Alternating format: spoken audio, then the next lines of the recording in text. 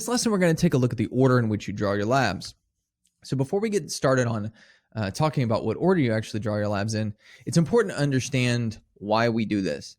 The thing is, you have to realize that every blood tube has a different test. And the other thing that you have to remember is that in each one of these blood tubes, there's a different preservative in them. And these preservatives do different things. So they could keep the blood from clotting, things like that.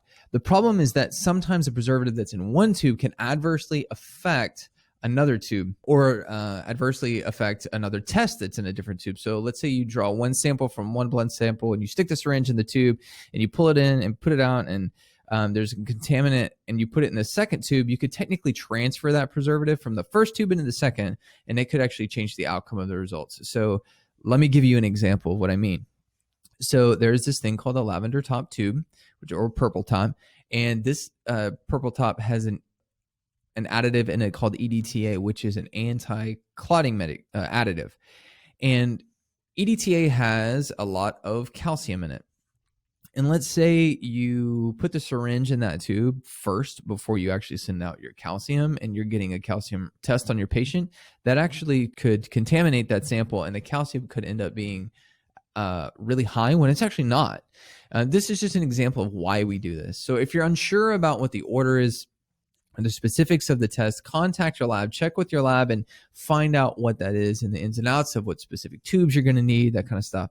So let's take a quick look into the different types of tubes that you actually may run into.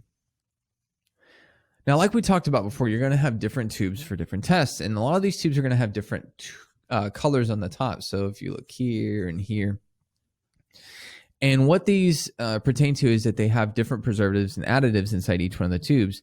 So we're going to hit the most common types of tubes, and I'm sure you're going to run into some that you'll see once and you're never going to see it again, but these are the most common types that you're going to see. And the first one is blood cultures, and they are little jars, and they look kind of like this. It's really important with these that they are the first one drawn, and we'll go into that in a few minutes. But the thing that you need to understand, there are specifics into how you draw them and how you put them into the jars. There's going to be a great demonstration in this in one of the other videos, so go check that out. Now, the light blue ones are going to be for your coags. So for your coagulation studies, your green and red top tubes, these are going to be used for chemistries. The difference is that the green top tube has a version of heparin in it, and that keeps the blood from clotting. So these are going to be for your quick results.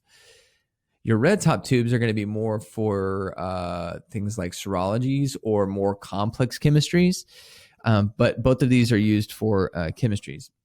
Your lavender top tube is going to be the one that you, like we talked about in the last slide, is going to be the one for your CBC because it has the anti-clotting additive EDTA in it. You can also send out for something like your H&H or your they call it an H&H, but it's a hemoglobin and hematocrit. So we're checking for anemia. The last one you may run into is a gray top tube, and you're going to see this with lactate, or the other one you may see it with is a blood glucose. One thing that I do want you to remember is that this is not a comprehensive list, and this is just like the most probably the most common types that you're going to see. But just check with your facility and talk to your lab if they have specifics that they want for specific types of tests for your patients. What's the actual order that you draw them in? Well, here you go. The first thing we're going to draw is a blood culture, and you always want to do those first. Then you have your light blue top tubes.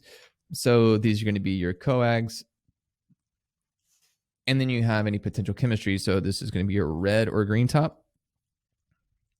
And then you have your lavender top. And then you have your gray for lactate or blood glucose. So what happens if you have a BMP and a CBC only? So we don't have all these other ones. So we're not going to have, so our BMP is going to be either a red or green. So for a hospital, probably going to do the green. And if you have a CBC, you're going to use your lavender top tube. So we've got no blood cultures. We've got no coags. We've got no serologies. We only have this green one. We do have the lavender, but we've got no gray. So we're going to do the green top first, and then we're going to do the lavender top tube second. So remember, you don't want to contaminate your tubes with the additives or the preservatives.